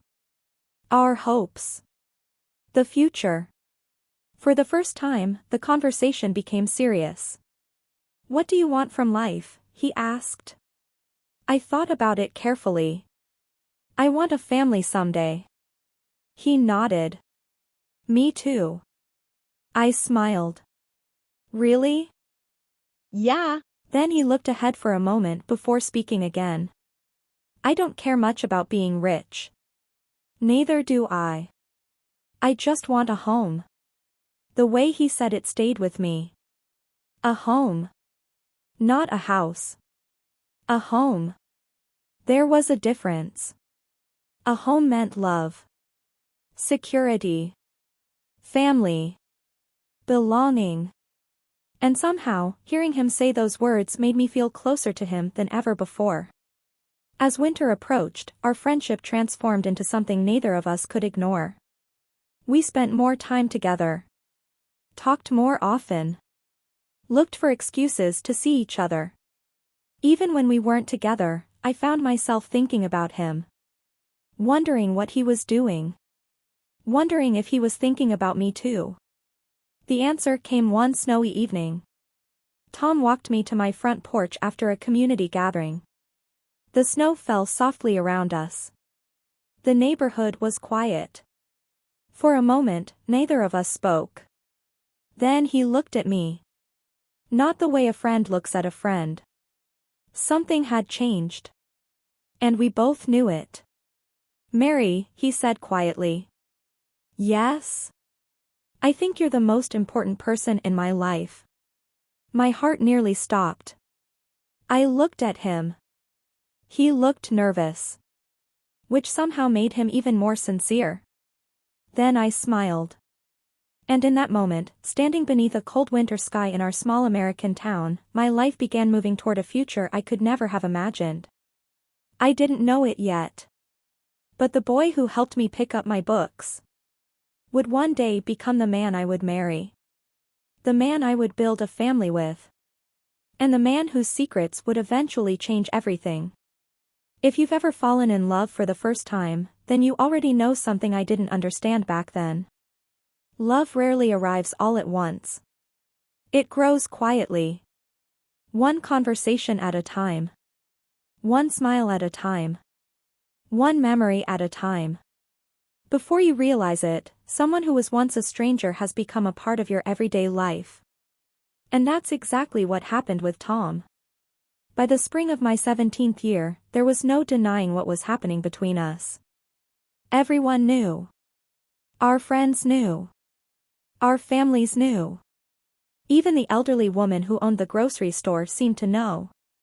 Every time I walked in, she would smile and ask, "How's that young man of yours doing?" I would blush every single time. Tom and I started spending nearly every free moment together. After school, we'd walk through town. On weekends, we'd attend community events. Sometimes we'd simply sit on a park bench and talk for hours. Looking back, it seems almost unbelievable. Today people are constantly distracted. Phones ringing. Messages arriving. Screens demanding attention. Back then, we simply talked. And somehow, that was enough. One of my favorite memories happened on a warm Saturday afternoon. Tom borrowed his father's old pickup truck and asked if I'd like to take a drive. Nothing fancy. Just a drive through the countryside. I remember climbing into that truck and feeling nervous for reasons I couldn't explain. Maybe because I knew our relationship was changing. Maybe because part of me was beginning to imagine a future that included him.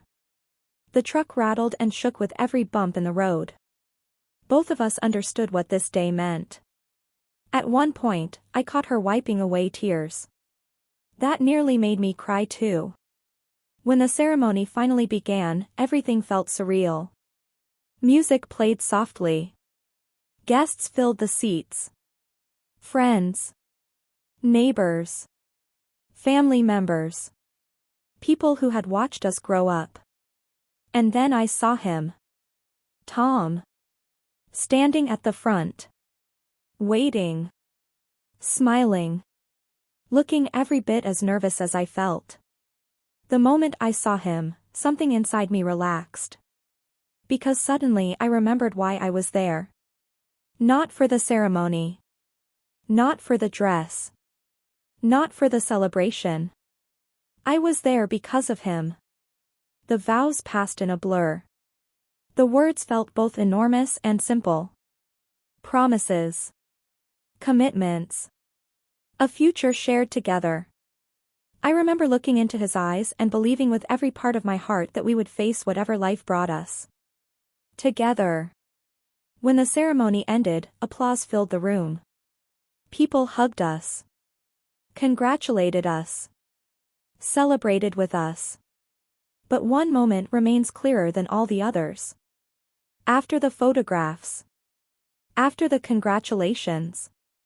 After the excitement. There was a brief moment when it was just the two of us.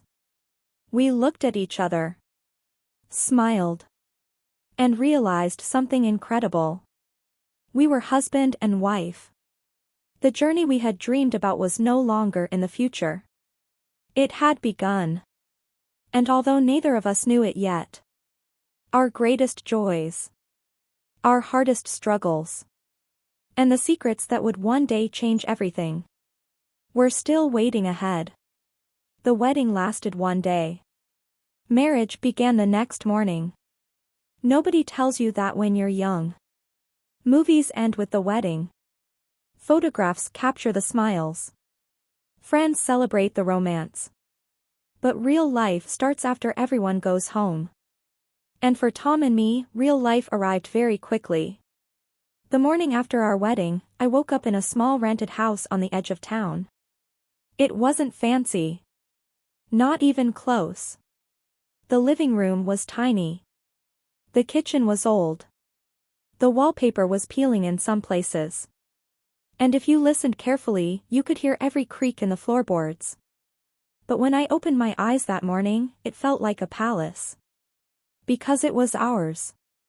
For the first time in my life, I wasn't living in my parents' home. I wasn't someone's daughter living under their roof. I was a wife. That realization felt exciting.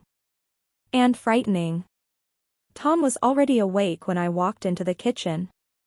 He stood beside the stove attempting to cook breakfast. Attempting being the important word. I watched quietly for a moment. Then I burst out laughing. He turned around holding a frying pan. What? The eggs. What about them? They're black. He looked down. Sure enough, the eggs were burned beyond recognition. We laughed so hard we could barely breathe. That became our breakfast. Toast and laughter. Looking back now, I realize something important. The happiest moments of marriage aren't always the grand ones. Often they're the small moments nobody photographs. The burned breakfasts. The inside jokes. The silly mistakes. Those moments become the foundation of a life together. The first few months of marriage taught me many lessons.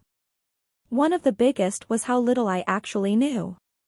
Growing up, I had watched my mother run a household effortlessly. At least it seemed effortless. Meals appeared on time. Laundry was always done. The house stayed clean. Everything worked. I assumed being a wife would come naturally. I was wrong. Very wrong. The first time I tried cooking dinner by myself, I nearly started a disaster. I followed a recipe carefully. Or so I thought. Somehow I confused tablespoons with teaspoons. The result was nearly inedible. When Tom took his first bite, I immediately knew something was wrong. He froze. His eyes widened. Then he smiled. A very fake smile. How is it? I asked. It's memorable.